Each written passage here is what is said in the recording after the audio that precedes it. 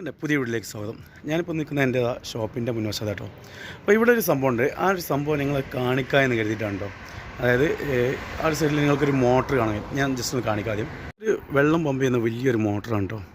അപ്പം ഇവിടെ വലിയൊരു ടാങ്ക് ഉണ്ട്. അതായത് ഡ്രെയിനേജ് വെള്ളങ്ങളൊക്കെ വന്നിട്ട് നിൽക്കുന്ന ഒരു സ്ഥലം, വലിയൊരു ടാങ്കാണ് ഇവിടെ. അപ്പോൾ ഈ ടാങ്കിൽ നിന്ന് കുറച്ച് ഇപ്പുറമുള്ള ഈ ഒരു ഹോൾക്ക് ഇവിടെ നിന്ന് പൈപ്പ് ഇട്ടിക്കാണ്. അതായത് ഇവിടുന്ന് ഇങ്ങോട്ട് മോട്ടർ അടിക്കുകയാണ് ചെയ്യുന്നത്.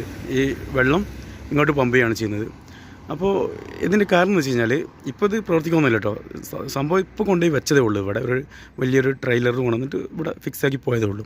അപ്പോൾ ഇതിന് കാരണം എന്ന് വെച്ച് കഴിഞ്ഞാൽ നാളെ മഴ ഉണ്ടാകാനും ഉണ്ടാകാതിരിക്കാനും ചാൻസ് ഉണ്ടെന്ന് ഇവിടുത്തെ കാലാവസ്ഥ ഗവേഷണ കേന്ദ്രം അറിയിച്ചിട്ടുണ്ട്. അപ്പോൾ അങ്ങനെ അറിയിക്കുന്ന സമയത്തൊക്കെ ഇതിവിടെ കൊണ്ടു നോക്കും. അപ്പോൾ അതിന് കാരണം വെച്ച് കഴിഞ്ഞാൽ ഈ ഒരു വശത്ത് മുകൾ വശത്തായിട്ട് നല്ല വെള്ളക്കെട്ടുണ്ടാവും. മഴ പെയ്ത് കഴിഞ്ഞാൽ നല്ല അത്യാവശ്യം ചെറിയൊരു മഴ പെയ്താൽ തന്നെ ആ ഒരു വശത്ത് നല്ല വെള്ളക്കെട്ടാണ്. അതായത് ഈ ടാങ്ക് നിറഞ്ഞു കഴിഞ്ഞാൽ പിന്നെ ഈ വശത്ത് നല്ല വെള്ളക്കെട്ടാണ്. അപ്പോൾ വാഹനങ്ങൾക്ക് പോകാനും ബുദ്ധിമുട്ടാണ്. നടന്നു പോകുന്ന ആളുകൾ, പ്രവാസികളായ നമ്മൾ പോകുന്ന ആളുകൾക്കാണ് ഏറ്റവും വലിയ ബുദ്ധിമുട്ട് കേട്ടോ. നമുക്ക് റൂമിലോട്ട് പോകാനും വരാനൊക്കെ ഉള്ള വഴിയാണത്. ഗല്ലിയിലേക്കുള്ള വഴിയാണ്. ആ വഴിയിൽ ഇങ്ങനെ വെള്ളം കെട്ടി നിൽക്കുമ്പോൾ നമുക്കൊക്കെ പോകാനും വരാനൊക്കെ ബുദ്ധിമുട്ടാണ്.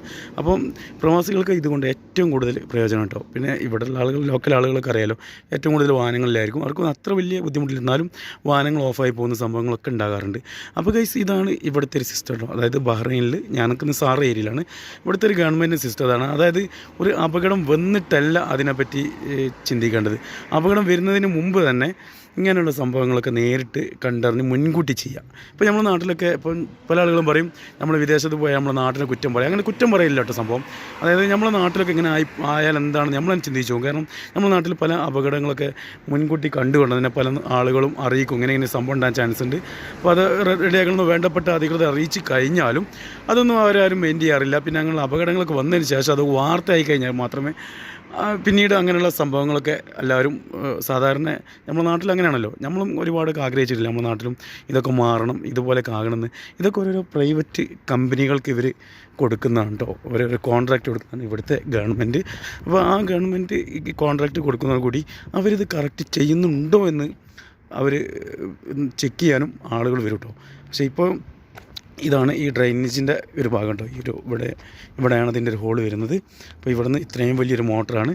കുറച്ചപ്പുറം തന്നെയാണ് ഇവിടെ ഒരു ഇത് കെട്ടിയിട്ടുണ്ട്. അതുകൊണ്ട് അതിന് ഉള്ളോട്ട് പോകുന്നില്ല.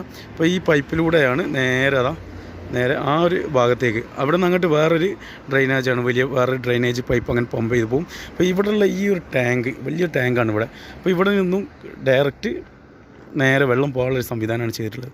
അപ്പോൾ ഞാൻ പറഞ്ഞുകൊണ്ടിരുന്നത്, അതായത് അപകടം വരുന്നതിന് മുമ്പ് തന്നെ, അത് അപകടം ഉണ്ടാകുമെന്ന് പറഞ്ഞു കഴിഞ്ഞാൽ ഇവിടെ വെള്ളപ്പൊക്കം എന്നൊക്കെ പറഞ്ഞാൽ വലിയൊരു സംഭവം തന്നെയാണ് കേട്ടോ. ചെറുതായിട്ടൊന്ന് വെള്ളം പൊങ്ങിക്കഴിഞ്ഞാൽ അത് വലിയൊരു സംഭവം തന്നെയാണ്. കാരണം നമ്മുടെ നാട്ടിലൊക്കെ ചെറിയ വെള്ളപ്പൊക്കമൊന്നും നമ്മൾ അത്ര അങ്ങോട്ട് മെയിൻ ചെയ്യില്ല, ചെറിയ മഴയൊക്കൊന്നും. പക്ഷേ ഇവിടെ ചെറിയൊരു മഴ പെയ്താൽ തന്നെ ഇവിടെ വെള്ളപ്പൊക്കം ആവും. അറിയാലോ, ഇവിടെ വെള്ളമൊന്നും പെട്ടെന്നൊന്നും ഭൂമിയിലേക്ക് നാട്ടിലെ പോലെ വെളിഞ്ഞു പോകില്ല. അപ്പോൾ അതിനുള്ള മുൻകരുതലുകൾ നേരത്തെ തന്നെ അവരെടുക്കട്ടോ. ഇങ്ങനത്തെ ഉണ്ടോ ഇവിടുത്തെ പല സംഭവങ്ങളും ഇങ്ങനെയൊക്കെ തന്നെയാണ്. നേരത്തെ തന്നെ ഇവിടുത്തെ ഗവൺമെൻറ് മുൻകൂട്ടി കണ്ടുകൊണ്ടത് മുൻകൂട്ടി തന്നെ ഇങ്ങനെയുള്ള അപകടങ്ങൾക്ക് നേരിട്ട് വരാതിരിക്കാൻ വേണ്ടിയുള്ള മുൻകരുതലുകൾ നേരത്തെ തന്നെ എടുക്കും.